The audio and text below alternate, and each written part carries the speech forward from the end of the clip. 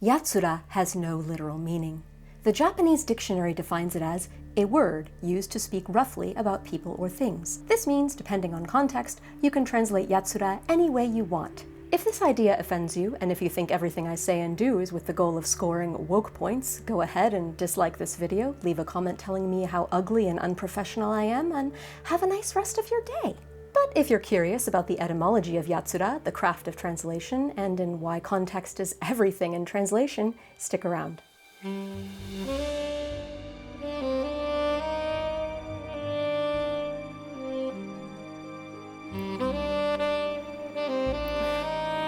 Context is everything. Ever tune into some drama on YouTube or Twitter where one influencer is accusing another of doing something bad and the accused says, that's not what I meant, you were taking me out of context? Ever seen a video of someone doing something horrible like punching someone? And then later you find out the whole thing was staged? And you guys know this is water, right? The rum was a bait. Everyone understands that context is important, but some anime fans sometimes forget that this concept also applies to translation. Because of this misunderstanding, a different translator seems to get dogpiled on every week. Just a couple weeks ago, a very prominent manga translator left Twitter altogether after he was harassed for using the word "damn it" in a translation. Like, what the fuck year is it anyway, 1952? And last week, it was my turn for this little gem. Now, in hindsight, I realized that optics-wise, that probably wasn't the best thing for me to tweet. For context, I was not being 100% serious. I was being a bit tongue-in-cheek.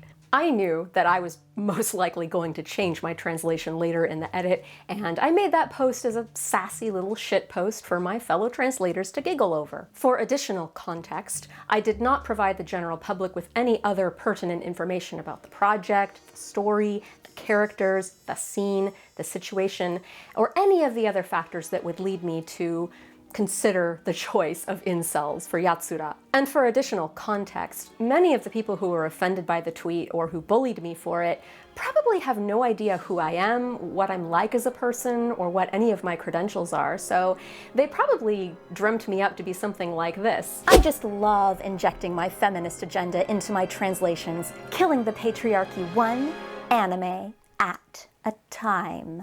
But in reality, I'm just a professional anime translator and weeb with a dry sense of humor. So, back to Yatsura. If you consult a basic Japanese to English dictionary, like Google Translate, you'll see Yatsura simply translated as they. Let me note here that Yatsura is just the plural of Yatsu singular. That's all that "a" is doing here. It is acting as an S, a pluralizer. So if you look up just plain Yatsu in Google Translate, it's translated as guy. But there is more nuance to it than that. Jisho.org, which incidentally is a great online Japanese to English dictionary, has Yatsura as they or those guys. So yes, the word does lean masculine. Jisho.org shows additional meanings of the kanji as guy, slave, manservant, and fellow. So as you can see already, we have a list of words from the generic, they, fellows, to the specific, slaves, manservants. If we consult another Japanese to English dictionary, this one's for native Japanese speakers, by the way, we've got Yatsura defined as they, those fellows, those guys, those bastards, and those chaps. Those bastards might stick out to you if you've been an anime fan longer than 10 years, as that's been a pretty standard go-to translation of Yatsura for a while. I've even used it myself many times. But if you only use Japanese to English dictionaries, you're getting a very small part of the picture. All a bilingual dictionary really does is give you a bunch of synonyms for a word. It's kind of more like a thesaurus than a dictionary. For a true, deeper understanding of what a word means, you need more context. So the best way to get a more thorough understanding of a word, besides like seeing it used thousands of times in context, is to consult a monolingual dictionary, that is, a Japanese to Japanese dictionary. So this is what a monolingual Japanese to Japanese dictionary has for the kanji yatsu. This is going to give us a look at more the etymology of the word. The first definition, 自由のない仮想の使用人、しもべ、yakko. An unfree subservient, a slave, a servant. Definition number 2, 人を卑しめて言う語, a word used to demean people. Kanji definitions like this go into the etymology of a word, so you see yatsu and yatsura do have roots in slave. The second definition is what I really wanted to show you though. It's simply a word used to demean people. This word has no specific definition. It's just a word that if you're calling someone it, you are insulting that person. Interesting.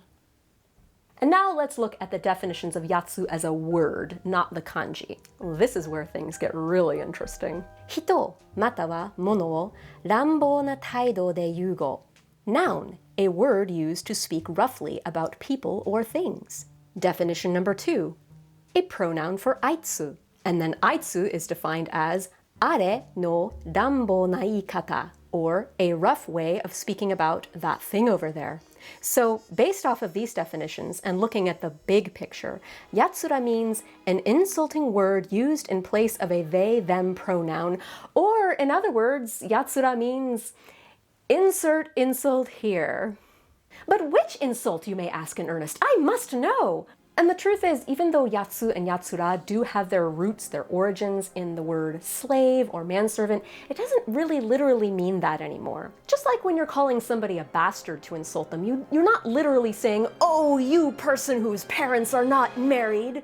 You're just insulting them. So how does this work in translation? Japanese is what we call a high context language. That means you need a lot of context, a lot of information to understand what a person is saying. In other words, the Japanese language, by its very nature, is vague. English, on the other hand, is what we call a low context language. That means that you don't need very much context or information to understand what a person is saying. In other words, English is a very specific language. Think back to your English creative writing classes you had when you were little. You were probably given a piece of paper that had a bunch of different alternate words to use instead of said in your writing. That's because said is not very specific. All it really means is a person opened their mouth and words came out of it. But in good English writing, we like to add more specificity to the situation. We like to say that a person laughed or exclaimed or cried. We love to be specific. Japanese, on the other hand, is super cool with being vague, and this means a lot of their words, like yatsura, are open to interpretation. Some fans might argue that, well, because Japanese is vague, the translators should leave the translations a little on the vague side, so that they, the fans, can have more neutral experience. And by that logic, we should just translate yatsura always as those bastards and call it a day. But if we really did that, the dialogue in anime and games would sound awfully repetitive. Expressions like those bastards would become a meme. Whether you realize it or not, if we kept the prose of our English translations as vague and as repetitive as Japanese prose, it would frankly just sound like bad, lazy writing. Not to say that Japanese writers are bad or lazy, it's just that's the style of writing you're going to get when you're writing in Japanese, a high context language. So what this means when you're translating from a high context language like Japanese into a low context language like English, you need a lot of context to decide on the best way to translate something, especially a very vague word like yatsura. Even though yatsura can be translated as just about any insult under the sun, that doesn't mean that it always should be. We have to very carefully look at the situation, the other verbs, and the other adjectives used with yatsura in the sentence to give us a better idea of what word we should use. We can't just use a blanket translation for yatsura. It has to be done on a case-by-case basis. Ranbou na yatsura, for example, could be translated as barbarians. Baka na yatsura could be translated as simpletons. Urusai yatsura could be translated as theater majors. We also need to look at the nature of the people who are being called yatsura and the people who are calling the other people yatsura. What were these yatsura in question doing in the scene? Were they yatsura who stood by and watched your father's company go bankrupt so they could swoop in and benefit? In English, we might call them vultures. Were they yatsura who filmed themselves bicycling off a roof for a TikTok video? In English, we might call them jackasses. Were they yatsura who were catcalling a girl and then when she rejected their advances, they started threatening her, calling her names, and complaining about how they can never get laid? In English, we might call them. So the big question is, what was my context when I considered translating yatsura as incels? Unfortunately, I am not legally allowed to give that information because it is for a yet-to-be-released project. That's why my original tweet was so vague in the first place, and I left out all the context. Also, just for the record, I did not go with incels in my final translation. No, I did not succumb to the mob's will. I actually changed my translation a couple hours after I made that tweet and before it blew up. During my edit of the translation a couple hours after I made that tweet, I realized that, yeah, it was a little too much for the scene, it didn't really go with it, so I changed it to something else instead. I don't want to bring further attention or specificity to a project that's yet to be released, so it was one of these words, all of which, by the way, are great translations for Yatsura. My point is, I don't just throw words around willy-nilly when I translate. I take a careful look at the story and characters, I consider what emotion I'm trying to elicit from the audience, and I reevaluate my translation before I submit it.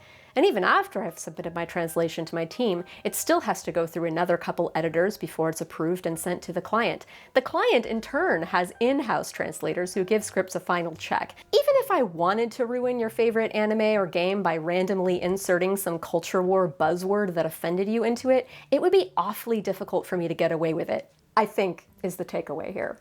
Also, you have to remember that as entertainment translators, we often have to translate things that are unkind to certain groups of people. We have to translate the things that villains say, that annoying little kids say, that shallow teens say, that out-of-touch boomers say. For example, I can't tell you how many times I've had to translate sexist things that most women, including myself, would find offensive. And guess what?